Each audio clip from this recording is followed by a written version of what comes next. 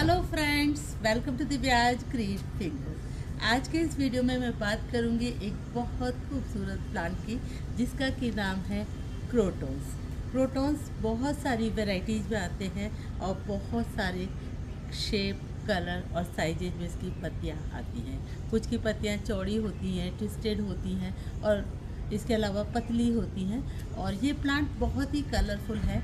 अगर आपके यहाँ धूप नहीं आती है और आप अपने बगीचे में कलर पॉप देना चाहते हैं तो crotons are the best option. ये किसी भी स्पेस को बहुत ब्यूटीफाई कर सकते हैं। इस वीडियो में मैं क्रोटॉन की सारी एस्पेक्ट्स के बारे में बात करूंगी कि क्रोटॉन को हम किस तरीके से लगाएं और कैसे हम इसको मल्टीप्लाई कर सकते हैं। बात कर लेते हैं इसकी सनलाइट की। जहाँ तक ये मेरे क्रोटॉन के प्लांट्स हैं, ये सारे के सारे प्लांट्स फुल सनलाइट में रखे हुए थे और जब गर्मी का मौसम था तो मैंने यहाँ पे ग्रीन लाइट लगा दी थी। पानी का थोड़ा सा उस वक्त ध्यान रखना पड़ता था, लेकिन अब बरसात का मौसम है तो क्रोटॉन बहुत अच्छे से थ्राइव कर रहे हैं और वेरिगेशंस कलर के आप देख सकते हैं। तो क्रोटॉन को वैसे ब्राइट लाइट की ज़रूरत होती है, लेकिन बहुत ज़्यादा धूप ये बर्दाश्त नहीं कर पाते।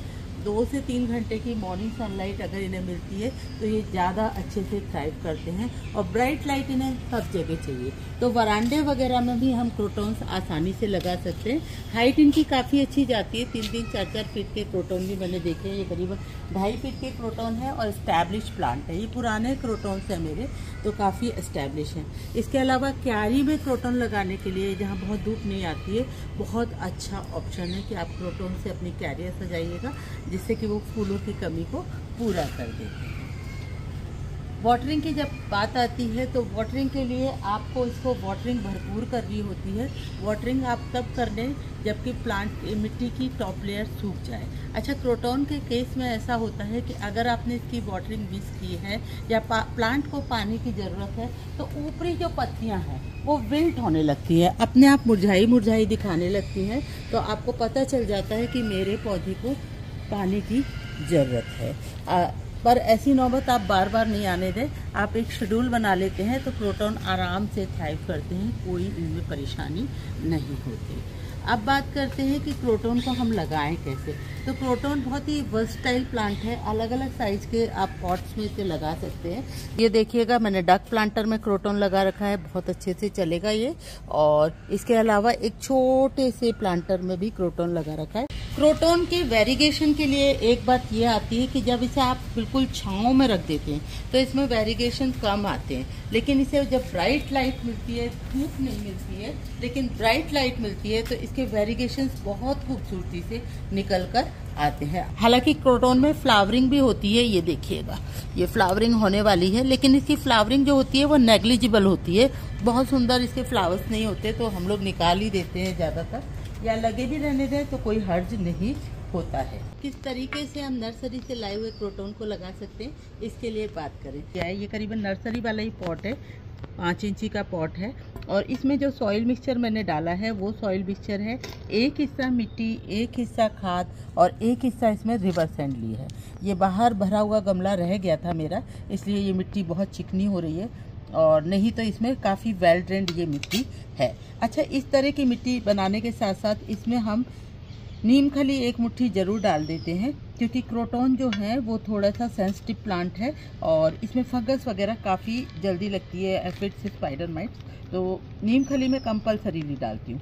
छोटी सी थैली का प्लांट है, तो एक चीज़ और इस जगह मैं आपको बताऊँगी कि जैसा प्लांट वैसा ही आप गमला लेते हैं। अगर हमारा पौधा बड़ा होता तो हम गमला बड़ा लेते, लेकिन ये बहुत बड़ा पौधा नहीं है, हालांकि वेल रूटेड है। अभी बरसात का मौसम है तो ये जो चिकनी मिट्टी का लगा हुआ प्लांट है तो मैं हटा दूंगी इसको, नहीं तो मिट्टी हटाने की भी ज़रूरत नहीं है। और इसकी पिंडी को हम सेंटर में बिठाते हैं और ये देखिएगा, और अच्छे से दबा देते हैं मिट्टी को। कोई भी रूट पॉकेट हमारे प्लांट में नहीं रह जानी चाहिए। अगर पॉकेट, हमारी एयर पॉकेट हमारे प्लांट में रह गई तो प्लांट खराब होने की चांसेस रहते हैं। अच्छा, ये मिट्टी अभी ऑलरेडी बहुत गीली है तो मैं इसमें वाटरिंग नहीं करूँगी, अदरवाइज़ कोई भी प्लांट हम लगाने के बाद उसमें थरोली वाटरिंग ज़रूर करते हैं। और साथ में जब प्लांट आप लगाते हैं तो पौधा इमीडिएट शॉक में नहीं आ जाए, इसके लिए हम इस प्लांट को थोड़ी छांव में ही रखते हैं। तो अभी तो बरसात का सीज़न है, तो बरसात के सीज़न में भी किसी भी प्लांट को ट्रांसप्लांट करना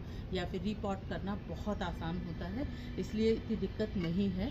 तो पर फिर भी इस प्लॉट को मैं थोड़ा सा छांव वाले एरिया में रख दूँगी। ये तो मैंने आपको बताया था कि प्लांट को आप नर्सरी से लाकर किस तरह से लगा सकते हैं, लेकिन अभी अगर आपके पास क्रोटोन है तो उसकी कटिंग्स भी आसानी से लगा सकते हैं।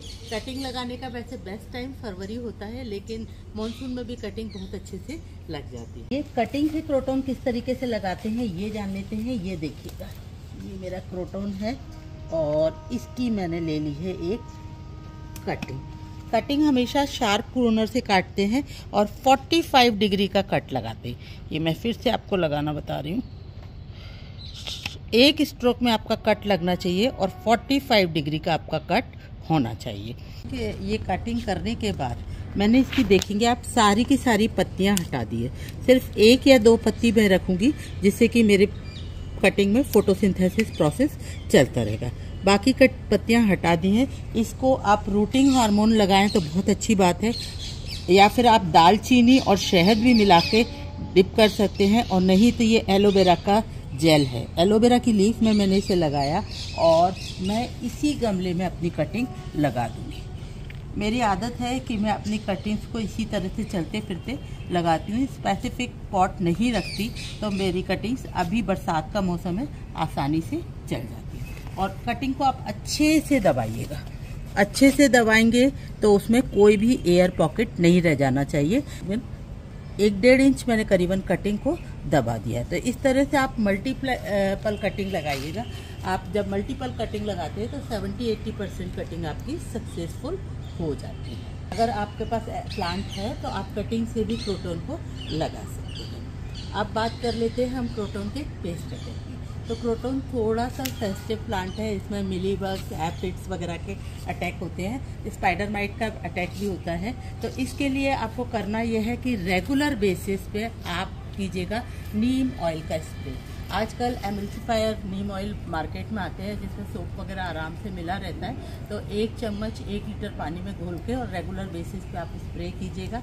इसके साथ साथ आप अपने क्रोटन्स को समय समय पर नहलाइएगा। जब वाटरिंग कर रहे हैं तो ऊपर से पूरे प्लांट पर शावर कीजिएगा, तो उसमें इस तरह के अटैक नहीं होंगे। तीसरी बात, अगर आपके प्लांट में अटैक हो ही गया है तो एमिडाक्लोपिड नाम की दवाई आती है, 2 ml 1 लीटर पानी में डालकर और आप स्प्रे कीजिएगा और चेक करिएगा कि पीछे से आपकी पत्तियों में कोई प्लांट में अटैक तो नहीं हुआ है। जैसे मेरे प्लांट में अभी नहीं दिख रहा है अटैक, तो मैं बता नहीं पा रही हूँ आपको, पर वो स्प्रे करने से आपके प्लांट बहुत हेल्दी और खूबसूरत रहेंगे और उनमें कोई अटैक नहीं होगा। अच्छा, ये प्लांट थोड़े से पैट सेंसिटिव नहीं है, तो आप इन्हें ऐसी जगह पे लगाइएगा जहाँ की इनको पैट से कोई खतरा ना हो। तो क्रोटोन को आप भी अपने घर में सजा सकते हैं। क्रोटोन लगाना बहुत आसान है और इसकी केयर करना भी बहुत आसान है। इस प्लांट को थोड़ा सा समझना पड़ता है और ये प्लांट खुद से इंडिकेट कर देता है कि आप इसको कितनी धूप की ज़रूरत है, कितना पानी की ज़रूरत है। तो क्रोटोन को वेरिएट तरीके से आप यूज कर सकते हैं, अलग अलग जगह पे रख सकते हैं और अपने बगीचे में फूलों की कमी को क्रोटोन्स के द्वारा पूरा कर सकते हैं। मैंने तो ऐसे ही किया है। आप भी अगर धूप नहीं आती है तो क्रोटोन्स लगाइए, बगीचा बहुत खूबसूरत लगेगा। आई होप आपको मेरा ये वीडियो पसंद आया होगा, और अगर आपको मेरा ये वीडियो पसंद आया है तो इस वीडियो को लाइक कीजिएगा, कमेंट कीजिएगा, शेयर कीजिएगा और मेरे चैनल को सब्सक्राइब कर लीजिएगा। And a big thank you for watching this video till the end. Happy gardening.